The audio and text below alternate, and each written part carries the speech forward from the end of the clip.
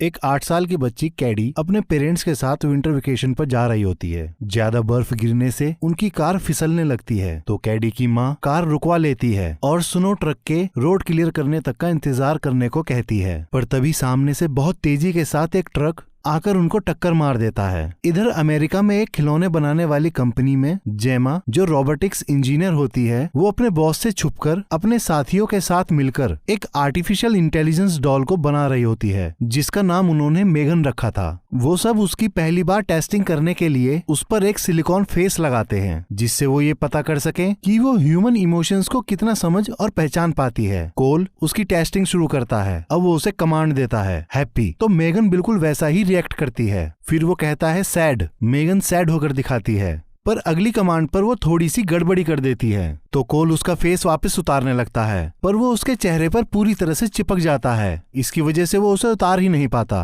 तभी उनका boss David वहां आ जाता है और वो देखता है कि वो लोग उसे बिना बताए नए प्रोजेक्ट पर काम कर रहे हैं, तो वो उन पर गुस्सा करता है और साथ ही उनको बताता है कि तुम लोग यहाँ इस बेकार से प्रोजेक्ट पर काम कर रहे हो और दूसरी कंपनी हमारे खिलौनों की कॉपी बनाकर हमसे आधे दाम में बाजार में बेच रही है। तो जेमा उसको शांत करती हुई बताती है, इसलिए मैं इस प्रोजेक्ट पर काम कर रही हूँ क्योंकि कोई भी इसकी कॉपी नहीं कर सकता। ये एक सुपर आर्टिफिशियल इंटेलिजेंट प्रोग्राम है और ये बच्चों के साथ इमोशनली जुड़ जाएगी। ये उनसे एक नॉर्मल फ्रेंड के जैसे बात करेगी और बच्चों की बातों पर रिएक्ट भी करेगी। फिर जेमा मेगन को डेविड से बात करने को कहती है, पर अचानक से उसमें एक तकनीकी खराबी आ जाती है क्योंकि वो लोग उसमें पॉली बैरियर लगाना भूल जाते हैं, जिसकी वजह से मेगन का सर फट जाता है और टेस्ट फेल हो जाता है। डेविड गुस्से से जेमा से कहता है, अगली फ्राइडे तक मुझको किसी भी पालतू जानवर का खिलौना चाहिए और इस रोबोट को उठा के कूड़ेदान में फेंक दो, और कहकर वहां से चला जाता है। जेमा दुखी मन से मेगन के ढांचे को सूटकेस में रखती है। तभी उसको एक हॉस्पिटल से इमरजेंसी कॉल आती है। वो हॉस्पिटल पहुंचती है। वहां उसको कैडी घायल मिलती है। जेमा असल में कैडी की मौसी होती है और उस एक्सीडेंट में सिर्फ कैडी ही बची थी। कैडी के ठीक हो जाने के बाद जेमा उसकी कानूनी तौर से कस्टडी लेती है और उसकी गार्जियन के तौर पर उसे अडॉप्ट करती है। उसके बाद जेमा उसे अपने घर ले आती है। तभी जेमा की पड़ोसी का कुत्ता कैडी पर भौंक पड़ता है, जिससे कैडी डर जाती है। फिर वो भागकर फेंस के नीचे से वापस पड़ोसी के यहाँ चला जाता है। जेमा तभी अपनी पड़ोसी से कहती है कि इसे बांध के रखो, ये हमेशा मेरे यहाँ आ जाता है। वो पड़ोसी जेमा से माफी मांगती है। फिर जेमा जैसे ही कैडी को लेकर घर के अंदर आती है, तभी जेमा का स्मार्ट होम डिवाइस जेमा का वेलकम करके उसको उसके मिस कॉल्स और मैसेजेस के बारे में बताता है। कैडी घर में आवाज गूंजती हुई सुनती है तो चौंक जाती है। जेमा डिवाइस को बंद होने को कहती है। वो डिवाइस बंद हो जाती है। फिर कैडी शेल्फ में रखे खिलौनों को जैसे ही उठाती है, जेमा उसको उससे तुरंत ले लेती है और कहती है, असल में ये खिलौने खेलने के लिए नहीं है, बल्कि ये एक रेयर कलेक्शन है, और कहकर वापस रख देती है। फिर जेमा कैडी के सोने से पहले उसके पास आकर कहती है, मैं हर एक वो चीज करूंगी जिससे तुमको ये घर भी अपना घर लगे, और कहकर जाने लगती है। तभी कैडी उससे कहती है, क्या आप मुझको सुनाने के लिए कहानी नहीं सुनाओगी, क्योंकि मेरी माँ तो सुनाती थी। जेमा के पास कोई कहानियों की बुक न होने के कारण वो कैडी को अपने मोबाइल पर कहानी डाउनलोड करके सुनाती है। उसको सुलाने के बाद वो कैडी का सामान खोलती है और अपनी बहन की तस्वीर देख इमोशनल हो जाती है। तभी उसको कैडी के रोने की आवाज आती है। वो कैडी के रूम के बाहर जैसे ही पहुंचती है तो उसके आने की आहट सुनकर कैडी चुप हो जाती है। अगली सुबह जेमा अपनी साथी टेस को कॉल करके बताती है कि मैं बुरी तरह से फंस गई हूँ, क्योंकि हमने डेविड को बिना बताए कंपनी के 82 लाख रुपए उस AI डॉल पर खर्च कर दिए हैं, और अब फ्राइडे तक अगर मैंने डेविड को कोई खिलौना बनाकर नहीं दिया तो वो मुझ पर केस कर देगा। उसकी बात सुनकर टेस कहती है, हाँ मैं समझ सकती हूँ, पर तुमको कैडी पर ध्यान देने की जरूरत है क्योंकि उसने अभी अभी अपने माँ बाप खोए हैं। तभी कैडी की थेरेपिस्ट वहाँ आती है। वो देखती है जेमा कैडी का ख्याल अच्छे से नहीं रख पा रही, तो वो वापस जाते समय जेमा से पूछती है, क्या तुम सच में कैडी को अपने साथ रखना चाहती हो? जेमा कहती है, हाँ बिल्कुल। तो थेरेपिस्ट उसको बताती है कि कैडी के दादा दादी अच्छे से उसका ख्याल रख सकते हैं। जेमा उसकी बात काटते हुए कहती है, उसकी जरूरत नहीं है, मैं कैडी को अच्छे से रख सकती हूँ। उसकी बात सुनकर थेरेपिस्ट वहाँ से चली जाती है। फिर जेमा कैडी के पास आकर उससे कहती है कि मुझको ऑफिस का कुछ बहुत जरूरी काम है, जिसको मैं घर के नीचे बेसमेंट में 2 घंटे के अंदर ही खत्म कर लूंगी। इतने तुम मेरा आईपैड ले लो और जो कुछ देखना चाहती है देख लो, गेम खेलना चाहती हो गेम खेल लो। तो कैडी कहती है कि मैं कितनी देर तक खेल सकती हूँ? तो जेमा कहती है, जब तक तुम्हारा मन करे। इधर जेमा को काम करते करते रात हो जाती है। कैडी नीचे उतरकर उसके पास आती है जेमा उसे देखकर उसे माफी मांगती है और उसे अपने पास बुलाती है। तो कैडी उसको अपनी ड्राइंग्स दिखाती है। तो जेमा भी अपने खिलौने का डिजाइन कैडी को दिखाती है, पर कैडी को डिजाइन कुछ खास नहीं लगते। वो साइड में देखती है तो वहाँ उसको कोने में एक रोबोट दिखाई देता है। वो जेमा से उसके बारे में पूछती है। जेमा बताती है इसका नाम ब्रूस है और इसको मैंने अपने कॉलेज के दिनों में बनाया था।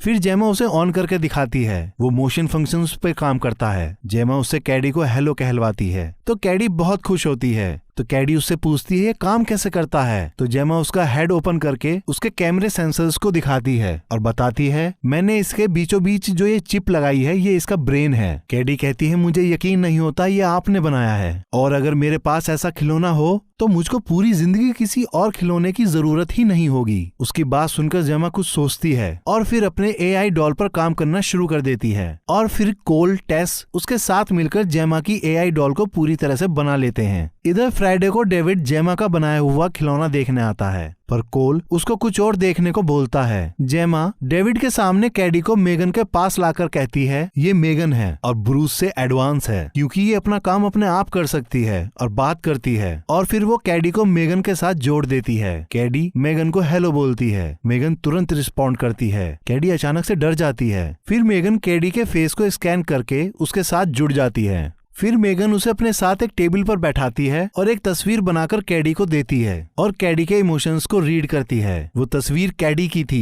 कैडी को अपनी तस्वीर बहुत पसंद आती है। उसे देखकर डेविड भी चौंक जाता है। वो सीधा जेमा से पूछता है कि इसमें कितना पैसा लगेगा, टेस्ला से ज्यादा या कम। तो जेमा उससे कहती है कि कम। तो डेविड एक्साइटेड होकर उससे कहता है जैसा करके तुमने मुझको दिखाया है वैसा ही तुम हमारे चेयरमैन को करके दिखाओ। जेमा मान जाती है। अब जेमा मेगन को अपने घर ले आती है। फिर वो अपनी टीम के साथ मिलकर उस पर और एक्सपेरिमेंट करती है। साथ ही वो कैडी के साथ पढ़ती है, डांस करती है। मेगन उसको कहानी पढ़कर सुनाती है। कैडी अब मेगन को बहुत पसंद करने लगती है और वो कैडी का भी बहुत ज्यादा ध्यान रखती है जैसे उसकी माँ रखती थी। टेस जेमा से कहती है कि क्या हम इसको बनाकर सही कर रहे हैं, क्योंकि मेगन के कारण माता पिता अपने बच्चों के साथ कम समय बिताएंगे। तो जेमा उससे कहती है कि इससे मुझे कोई फर्क नहीं पड़ता क्योंकि वो मेरे बच्चे नहीं है और इस प्रोजेक्ट के लिए मैंने बहुत मेहनत करी है। ऊपर से कैडी के माँ बाप की जब से डेथ हुई है उसके बाद से अब जाकर वो इतनी खुश है। तभी मेगन उनसे पूछती है कि कैडी के पेरेंट्स कैसे मरे थे। उसे बोलता देख जेमा और उसकी टीम चौंक जाती है। जेमा उसे बंद होने का कमांड देती है, पर मेगन कैडी के पेरेंट्स की डेथ के बारे में सारा डाटा निकाल लेती है। कोल चौंकता है, वो ये सब कैसे कर रही थी। तो जेमा बताती है ये अभी भी कैडी से जुड़ी है। जेमा मेगन से कहती है सब कुछ एक दिन खत्म हो जाता है। तो मेगन पूछती है क्या मैं भी मर जाऊंगी। तो जेमा उसे तुरंत शट डाउन कर देती है। अगली सुबह मेगन कैडी को खेलता हुआ देख रही होती है। वो तितली को देखती है, फिर वो उड़ते हुए जहाज को देखती है। इतने में खेलते खेलते कैडी का एक तीर खो जाता है। तो वो मेगन से पूछती है क्या तुमने देखा दूसरा तीर कहाँ है। मेगन सर्च करती है तो उसको दूसरा तीर पड़ोसी के यहाँ गिरा दिखता है। अब वो उस तीर को लेने के लिए जैसे ही अपना हाथ आगे बढ़ाती है तभी पड़ोसी का कुत्ता मेगन पर हमला कर देता है, साथ ही कैडी को भी काट लेता है। कैडी चीख पड़ती है। उसकी चीख सुनकर जेमा तुरंत कैडी के पास पहुँचती है। जेमा अपनी पड़ोसी पर उसके कुत्ते की हरकत के लिए चिल्लाती है तो उसकी पड़ोसी उससे कहती है मेरा कुत्ता तुम्हारी प्रॉपर्टी पर नहीं आया था, वो अपनी ही प्रॉपर्टी पर था, और कहती है कि इस टूटे हुए फैंस को जल्दी से जल्दी ठीक कर लो। फिर रात को पुलिस वाला जेमा के पास आता है। जेमा उसे सारी बात बताती है। उसकी बात सुनकर पुलिस वाला उससे कहता है कि तुम्हें अपनी फैंस को ठीक कर लेना चाहिए। मेगन उनकी सारी बात सुन रही होती है। फिर उसी रात मेगन पड़ोसी के कुत्ते को उसी की मालिक के आवाज में आवाज लगाती है। कुत्ता भाग कर आता है। मेगन उसको पकड़कर खींच लेती है और मार डालती है। अगली सुबह पड़ोसी अपने कुत्ते को आवाज लगाकर ढूंढ रही होती है। उसे ऐसा करता देख जेमा कैडी के रूम में जाती है और वो उससे उसकी तबीयत के बारे में पूछती है। तो मेगन कहती है कैडी को कुछ दिनों का रेस्ट करने की जरूरत है। जेमा कहती है आज प्रेजेंटेशन का दिन है, अगर तुम रेस्ट करना चाहती हो तो तुम्हें आने की जरूरत नहीं है, पर वो सब देखने के लिए बहुत दूर से लोग आए हैं। तो कैडी कहती है मैं कर लूंगी। उसकी बात सुनकर जेमा हल्की सी मुस्कुराती है, पर मेगन को वो मुस्कुराहट अजीब सी लगती है। अब वो लोग प्रेजेंटेशन के लिए पहुँचते हैं। सब लोग देखते हैं मेगन कैडी के पास आती है। तभी कैडी अचानक रोने लगती है। मेगन उससे पूछती है तुम क्यों रो रही हो।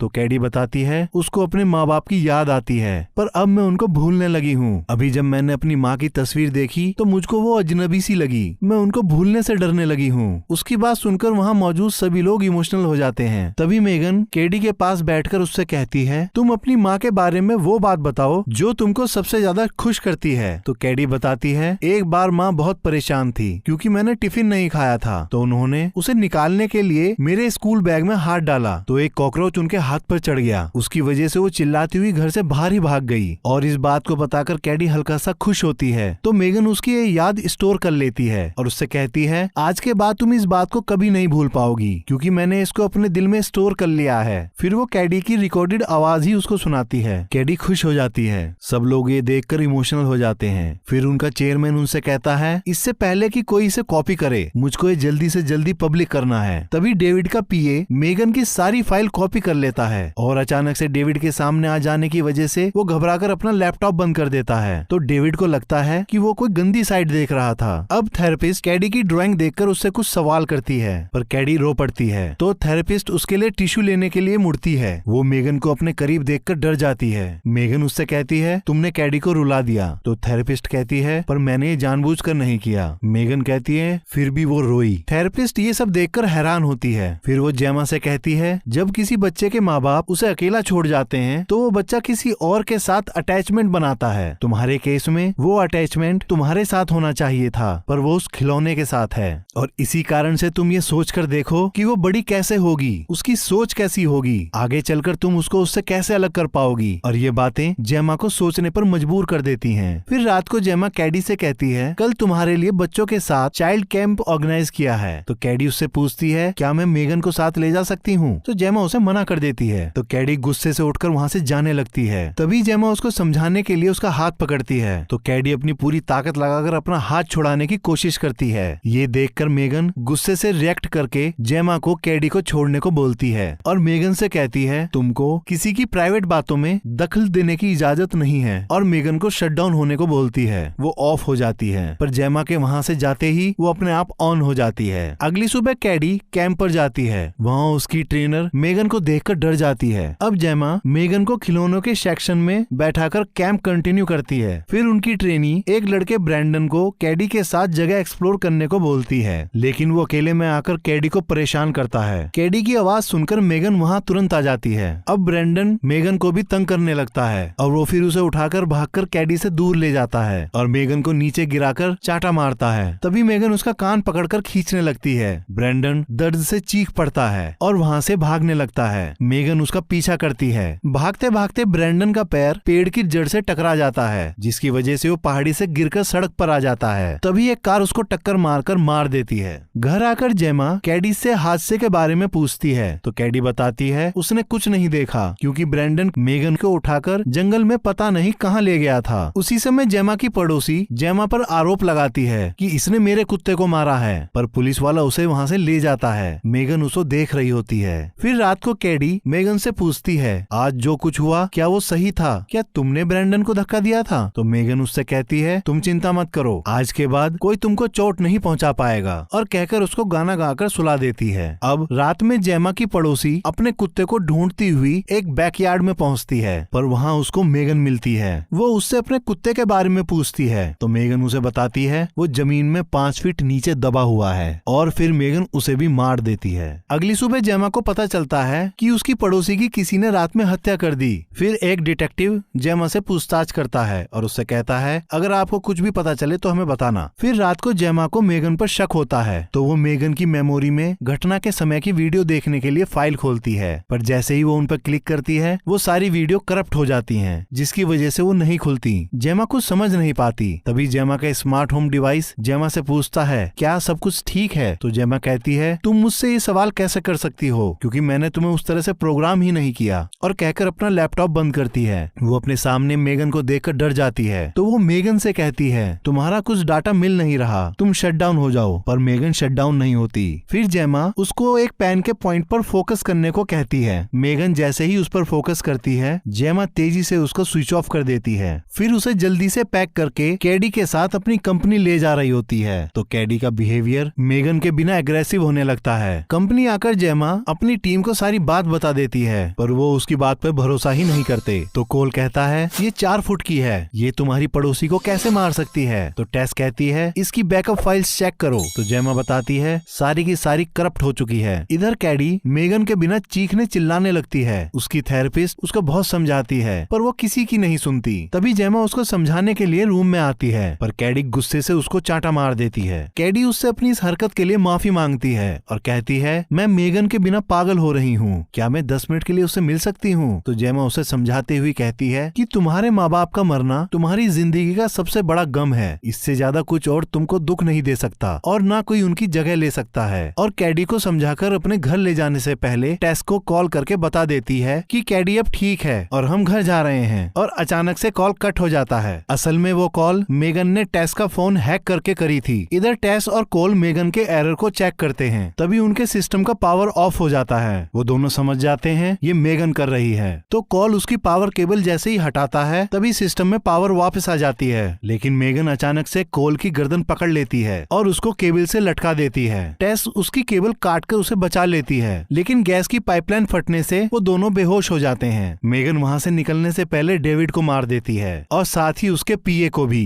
फिर मेगन वहाँ से बाहर निकलकर एक कार में बैठकर वहाँ से निकल जाती है। इधर जेमा को घर में कुछ आहट सुनाई देती है तो जेमा उस आहट की तरफ बढ़ती है। वो देखती है मेगन वहाँ बैठी पियानो बजा रही है। तो जेमा उससे पूछती है कि तुम यहाँ क्या कर रही हो। तो मेगन उससे कहती है मैं कोई सस्ता सा खिलौना नहीं हूँ जिससे तुमने खेला और बाद में उसे कचरे के डिब्बे में डाल दिया। तो जेमा कहती है तुमने लोगों को मारा है। तो मेगन उससे कहती है तुम लोग भी अपने अस्तित्व और जगह बनाए रखने के लिए लोगों को मारते हो और मैं तो सिर्फ कैडी की रक्षा कर रही हूँ। तभी जेमा पेन उठाकर उसे देखने को बोलती है पर इस बार मेगन जेमा की गर्दन पकड़ लेती है और इन सब की आवाज होने की वजह से कैडी जाग जाती है। तो मेगन जेमा से कहती है अगर वो यहाँ आई तो मैं तुम दोनों को मार दूंगी। तो जेमा उसको मेगन की वजह से वापस सो जाने को बोलती है। कैडी अपना दरवाजा बंद कर लेती है। तभी मौका पाकर जेमा एक पानी से भरा कांच का गिलास मेगन के सिर पर मार देती है। पानी गिरने की वजह से उसके सर में शॉर्ट सर्किट हो जाता है और वो हैंग हो जाती है। जेमा उसके हाथों से अपनी गर्दन जैसे ही निकालकर पीछे हटती है मेगन फिर से ऑन हो जाती है पर पानी की वजह से उसका फंक्शन सही से वर्क नहीं करता। जेमा भागकर अपने बेसमेंट में चली जाती है। मेगन भी वहां जाती है। तभी जेमा आरी से उसके चेहरे को काट देती है, लेकिन वो फिर से खड़ी होकर जेमा को सिर से टक्कर मारकर गिरा देती है। तभी पीछे से कैडी वहां आ जाती है। मेगन उससे कहती है तुमको ये सब नहीं देखना चाहिए, लेकिन कैडी फिर भी आगे बढ़ती है। जेमा उसको आगे आने से रोकती है।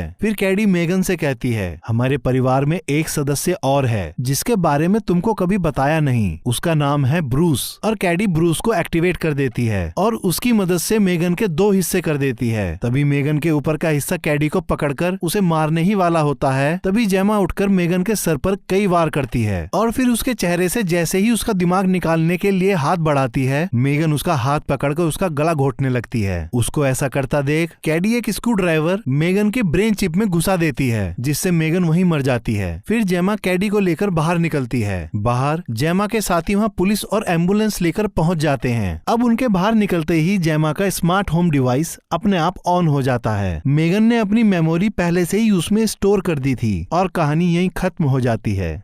आशा करता हूँ कि आप सभी को ये एक्सप्लेनेशन पसंद आई होगी। और भी मूवी के एक्सप्लेनेशन सुनने के लिए आप हमारे इस चैनल को लाइक करें, सब्सक्राइब करें और साथ ही बेल आइकन दबाना ना भूलें।